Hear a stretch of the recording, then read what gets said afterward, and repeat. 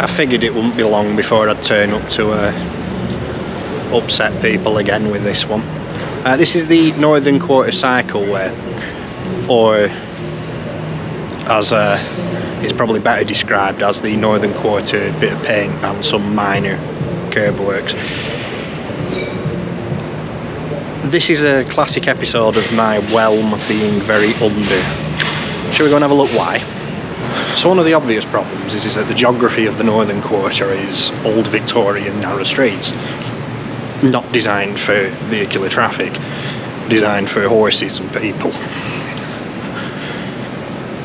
What's happened is that cars have entered the Northern Quarter, been allowed to dominate it, same old story, and now crumbs of space are being given back to pedestrians and cyclists.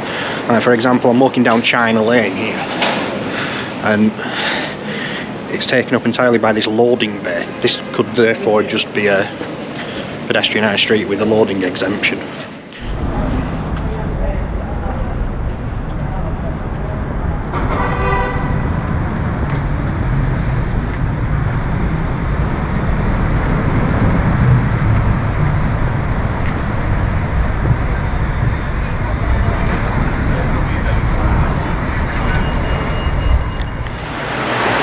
One of the fundamental weaknesses of this is that the main route through for cyclists is still very busy because everyone's avoiding the bus-only closure on Portland Street and the top of Piccadilly. So it doesn't work. You've got traffic signs that still tell you you can make movements you can. You've got junctions and roads that are still designed for fast movement of traffic, and this is all being passed off as a cycle quiet way. It's not very impressive, is it?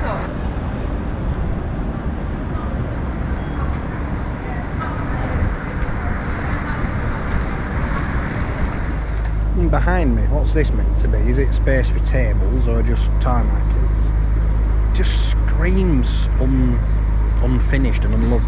Did you see the CGI renders for all this? It looked so much more public realm rather than cheap highway scheme. It's all I've come to expect from Manchester, really, to be honest. My expectations match the ambition low. The thing that still makes me laugh is how everyone gets upset about e-scooters and e-bikes as if they're the real hazard on the roads. You've got 2-ton metal boxes barrelling round and drivers really don't care. But somebody on an e-bike who, yeah, there are some absolute idiots riding around on e-bikes and e-scooters, but in terms of your personal risk profile, you're more at risk from a car than you'll ever be from one of those things. You've got to remember, if a car crashes, it's designed to protect the occupants primarily. If an e-bike crashes, the rider's going to come off and do themselves some harm as well, so at least they have an incentive not to crash into you. But yeah, I'm not very impressed with what Manchester has done here. It's really quite lame. I'm going to carry on looking through it though and see what else I can be underwhelmed by, since negativity seems to be in vogue these days. There's no point beating around the bush. If it's not good, I'm going to say it's not good.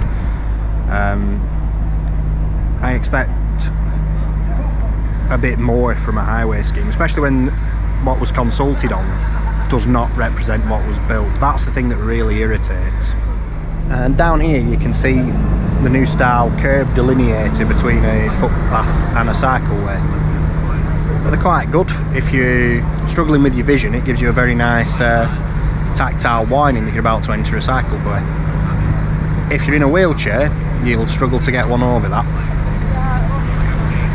Doesn't feel very accessible in that regard. You solve one problem by creating others, really, it seems, in highways planning, don't you? See, now, don't get me wrong, I absolutely love the Northern Quarter as a place, and that's why I'm being grumpy about this cycle route, because instead of being a net positive to the Northern Quarter, I feel it's a detriment to it. It takes away from the character. It's a highway scheme in an area that needed a public realm scheme. You can create cycle and walking routes without keeping a space car dominated, and that hasn't happened, and that's really a missed opportunity. because it's a great part of Manchester. You know, you've got all your independent shops, all your nice little bars and stuff. I prefer it over this end of town than I do down Deansgate, which has got the same problems with a highway scheme, which should have been a public realm scheme. It's almost as if there just isn't the political will to do what's needed, and a sort of token, well, we tried response, which what will happen is we'll turn around and say, well, it wasn't very good, and that'll be seen as, oh, well, the people who wanted it say it's not very good, so we don't need to do any more of it. And that is not what we're saying. We're saying that when you do things badly, it makes it harder to do things properly. If you do things properly to begin with, it's a lot easier. All this sort of compromise design, which isn't really compromise design, it's just pandering to noisy car drivers who want to carry on with the status quo. That's all that is. There is no legitimate reason for any through traffic in the Northern Quarter. It's got a big ring road that has had millions spent on improving capacity on. So why is through traffic coming down here? These streets belong to people, traders, and those who happen to live here. It's not somewhere for you to think, oh, it's a 2-minute shortcut to avoid a traffic jam on the ring road. And that's the problem. The streets still tell you it's a 2-minute shortcut to avoid a traffic jam on the ring road. Why have we done that? At least this bit behind was made a pedestrian area, but that had its own problems too. Let's go and have a look.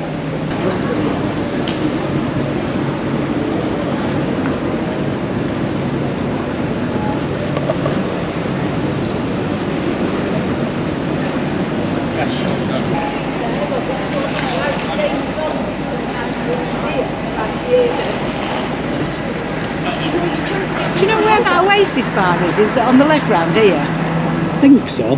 Yeah. Cheers for just asking. Alright, no worries. You've got a camera, you look interesting. Oh, thank you. See that then? Whenever I come to Manchester, I get asked for directions. I am a walking sat-nav. Now behind me is a gigantic multi-storey car park, which is intended to be for the use of visitors to the Northern Quarter. So why is there so much on-street parking when this is never full?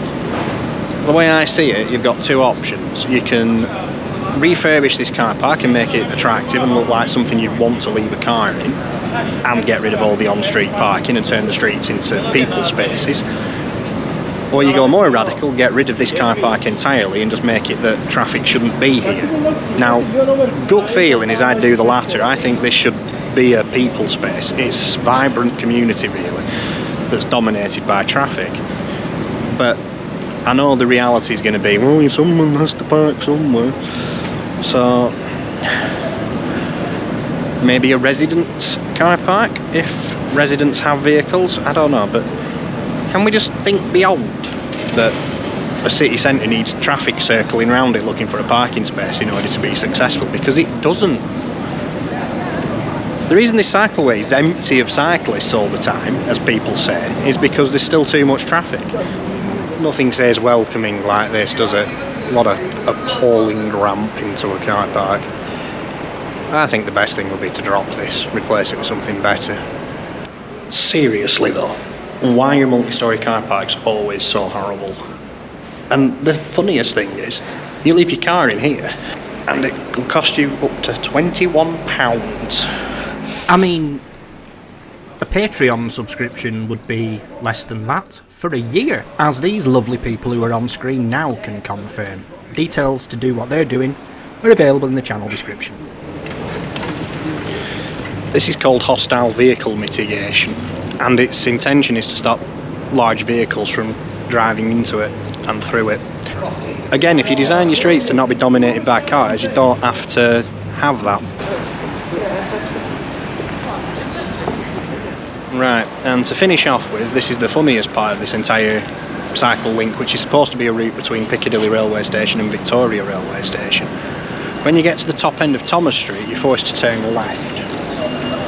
There's no route ahead, but that's where Shude Hill interchanges and the route through to Victoria. You're told to turn left, which takes you back down towards High Street, which is no good, because then that just sends you back on a loop into the Northern Quarter. It doesn't actually take you to Victoria. So if you're legally riding a bike, you can't actually complete this journey. It's not possible. The only option you've got is to dismount and walk it down the one-way street the wrong way. And I think with that disappointment, I'll leave you there. I'll catch you next time.